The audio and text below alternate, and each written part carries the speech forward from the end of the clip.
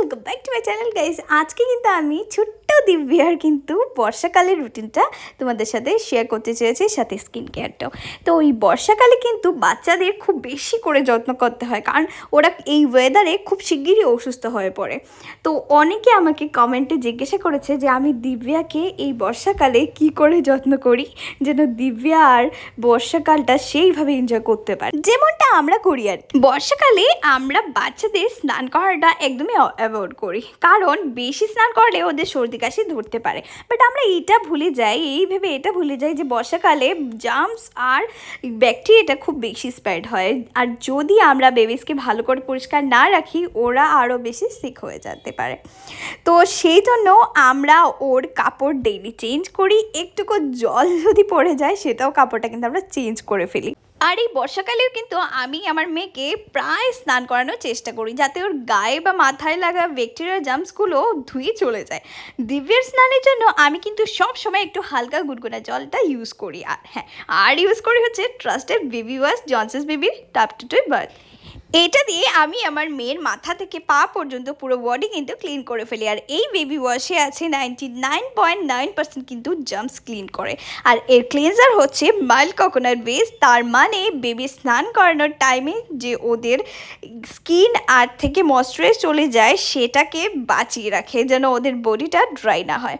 স্নানের পর ওকে এবার ভালো করে ড্রাই করে বেবি ক্রিমটা লাগাবো, যেন ওর বডিটা ময়েশ্চারাইজ থাকে, কারণ বর্ষাকালে বেবির স্কিন খুব তাড়াতাড়ি ড্রাই হয়ে যায় আর ওদের বডিকে খুবই ইরিটেট করে। তো বেবিকে ক্রিম লাগানো আর খুবই জরুরি। আমি যেদিন ওকে স্নান করাই না সেই দিনটাতে কিন্তু আমি ওকে বেবি ক্রিমটা অবশ্যই লাগাই। আর ওই ময়েশ্চারাইজারের জন্য আমি কিন্তু ইউজ করি জনসন্স বেবি ক্রিম, কারণ এই ক্রিম খুবই লাইট, দিব্যের বডিতে লাগালে চিপচিপ করে না, খুবই তাড়াতাড়ি অ্যাবজর্ব হয়ে যায় আর স্কিনকে লম্বা সময়ের জন্য কিন্তু ময়েশ্চারাইজ রাখে। আমি আগেইও বলেছি যে আমি যখনই আমার মেয়ের জন্য কিছু স্কিন কেয়ার প্রোডাক্ট কিনেছি তো আমি সব সময় একটু দেখে শুনেই নিয়েছি। আর সেটা দেখার একটা ছোট টিপ আরও একবার শেয়ার করছি তোমাদের সাথে। তো যখনই কোনো বেবি প্রোডাক্ট তোমরা কিনবে তোমরা দেখে নেবে এই তিনটে জিনিস।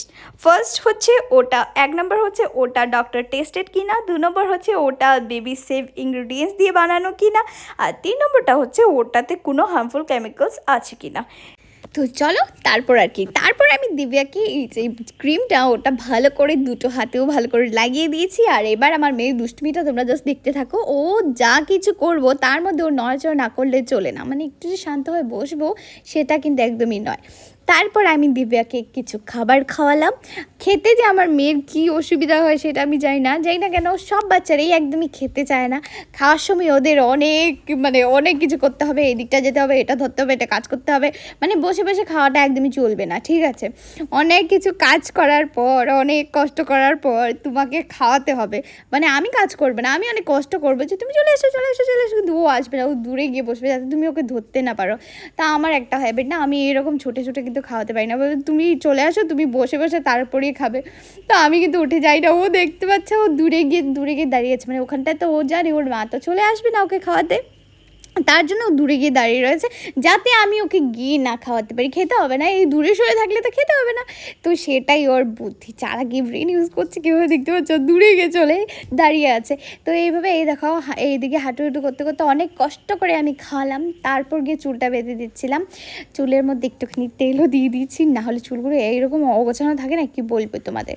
তো তারপর দুটো ঝুঁটি, আমার যেন অনেক ইচ্ছে ছিল যে আমার যখন মেয়ে হবে আমি খুব সুন্দর সুন্দর স্টাইল দেখে আমি আগে ভিডিওসগুলো যখন দেখতাম, যখন আসতো সামনে, যে আমি আমার মেয়েরও এরকম ঝুঁটি বাঁধবো, এরকম স্টাইল করে এরকম এটা বাঁধবো ওটা বাঁধবো। কিন্তু তোমাদের আজকে একটা কথা বলি, আমি কিন্তু আমার মেয়েকে এখন পর্যন্ত একটা হেয়ার ব্যান্ড পরাতে পারিনি। আমার কাছে এক গুচ্ছ হেয়ার ব্যান্ডস আছে, মানে অনেকগুলো, ধরো 15 পিসের মতো ঘরে পড়ে আছে, বাট ও যায় না কেন হেয়ার ব্যান্ডটা একদমই পরতে চায় না, পরলেই হাত দিয়ে খুলে ফেলে। তো আমি এদিকে ঝুঁটি দুটো বেঁধে দিয়েছি, সবসময় এই হেয়ারস্টাইলটাই চলে, কী আর করবো, অন্য কিছু বাদতেই দেয় না, এত নাড়াচাড়া করে। আমার মনে হয় এটাই সব থেকে সিম্পল, এটাই বেঁধে দিই। তারপর এদিকটা আমাকে আদর দেওয়া হচ্ছে, দেখতে পাচ্ছ ইদানিং আমাকে এত আদর দিচ্ছে, এত আদর করছে যে ওর পাপা খুব জেলাস, জানো আমাকে কেন করছে না, তোমাকে খুব বেশি এভাবে আদর করছে, মানে ইদানিং ওর পাপাকে একদমই আদর করছে না, কাউকে না, শুধু মাম্মাকে, শুধু মাকে আদর করা চলছে। আর তা দেখে পাপা একদম জেলাস, মানে এত হিংসে করছে। তো এই দিকটা দেখো, ও কিন্তু ওর পাপার সাথে আরও মানে সামনে আরও বেশি করে আমাকে এইভাবে আদর করে।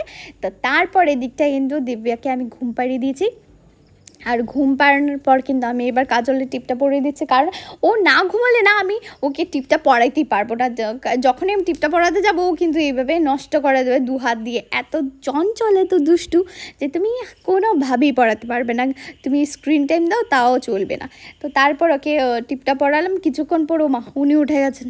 ওনার আজকে কী হয়েছে, আজকে ওর ঘুমটা খুব তাড়াতাড়ি ভেঙে গেছে। আমি তো ভাবছিলাম যখনই ওর ঘুমটা তাড়াতাড়ি ভেঙে যায় না, পুরোটা দিন ও শুধু কান্না করতে থাকে, আমার খুব ভয় লাগে। ওর ঘুমটা ভালোভাবে পুরোপুরি কমপ্লিট হয়ে গেলে ভালো, নাহলে কিন্তু ওর খুব খারাপ দিন যায়, সারাটা দিন পুরো ও ঘেগে ঘেগে করতেই থাকবে, তোমারও ভালো লাগবে না, আর ওরও শরীরটা তো ভালো লাগবে না, মনটাও একদম ফ্রেশ থাকবে না।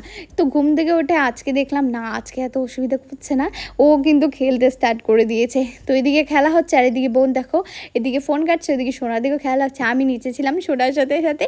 এই যে ও এদিক থেকে এদিক, এটা ওটা ওটা এটা এদিক ওদিক ছুটছে, সব জিনিসগুলো এখন কিন্তু আমাদের এই যে নিচে ফেলানো থাকে, কিছু তুমি নিচে রাখতে পারবে না, সব এটার জিনিস ওখানের জিনিস ওখানে যাবে, সেখানের জিনিস সেখানে যাবে, মানে এটাই চলে, এইটাই করতে হবে, তুমি যতবার গোছাবে ও ততবার ফেলবে।